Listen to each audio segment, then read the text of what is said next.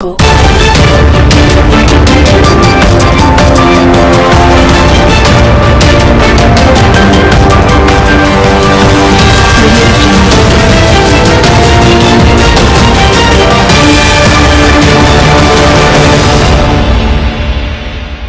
वाराणसी के गुलाब बाग में भारतीय जनता पार्टी के राष्ट्रीय प्रवक्ता प्रेम शुक्ला जी ने पत्रकारों के समीप मुखातिब होकर माननीय मोदी जी के शासनकाल में देश की उन्नति और विकास की बातों को बताया, सरकार की उपलब्धियों को गिनाया। वहीं एक तरफ प्रेम शुक्ला ने कहा, एक भ्रष्टाचारियों के खिलाफ या देशद्रोहियों की सरकार कैसी होगी जनता तय करेगी। प्रियंका के बारे में पूछने पर कहा कि प्रियंका पिछली बार आई थी, मोदी जी को नीच कहा था, तक 2 सीटें मिली, अब दोबारा देखिए क्या होगा। ओम प्रकाश राजभर नसीहत दी, कहा अनुशासन में रहें। वाराणसी से ब्यूरो हेड धर्मेंद्र पांडे की रिपोर्ट।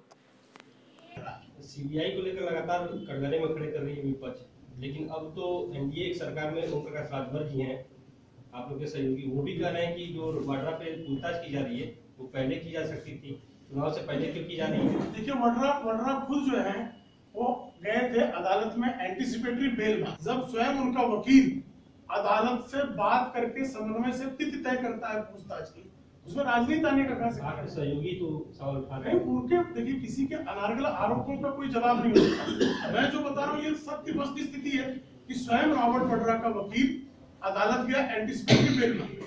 अदालत ने कहा प्रवर्तन निदेशालय की पूछताछ का सामना करें, तिथि तय की अदालत ने और रॉबर्ट वाड्रा के वकील ने।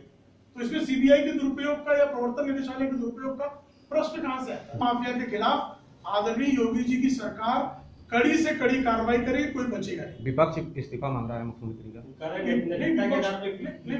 विपक्ष इस तरह का इस्तीफा मांग सकता है, उसका अपनी मांग है, विपक्ष की अपनी भूमिका है। लेकिन जो शराब माफिया को जो कोई संरक्षण दे रहा है, और योगी जी ने किस तरह शराब माफिया को समाजवादी पार्टी के लोग संरक्षण दे रहे हैं, इस बारे में भी विस्तार से उन्होंने बताया है। ओम प्रकाश राजभर जी तो ममता की तारीफ कर रहे हैं। देखिए, हर किसी को स्वतंत्र है, उनका आदर्श भ्रष्टाचारी है कि शिक्षक से पूछताछ की है। क्या स्वाभाविक तौर पर सीबीआई को 2016 से जो कोलकाता के पुलिस कमिश्नर राजीव कुमार 2016 से सीबीआई की पूछताछ को टाल रहे थे। सीबीआई को जो सौंपे दस्तावेज थे, जिसमें बहुत सारे दस्तावेज गायब थे, उन दस्तावेजों के संदर्भ में सीबीआई पूछताछ करना चाहती थी। राजीव कुमार उसमें जानबूझकर असहयोग कर रहे थे। अब सर्वोच्च न्यायालय ने उनको निर्देश दिया है, ऐसी स्थिति में पूछताछ का सामना कर रहे हैं। अभी भी जम्मू कश्मीर में आतंकवादी हमला हो रहा है, जवान उसका मुंहतोड़ जवाब दे रहे हैं, लेकिन जो पत्थरबाज है वो मानने को तैयार नहीं। आज भी पत्थरबाजी कर रहे थे वो लोग। देखिए, पत्थरबाजी पर जबरदस्त नियंत्रण, आपको ध्यान होगा कि जब केंद्र में कांग्रेस की सरकार थी, अमरनाथ श्राइन बोर्ड को जमीन का हस्तांतरण हुआ था और 10 दिन तक जम्मू कश्मीर चलता रहा था।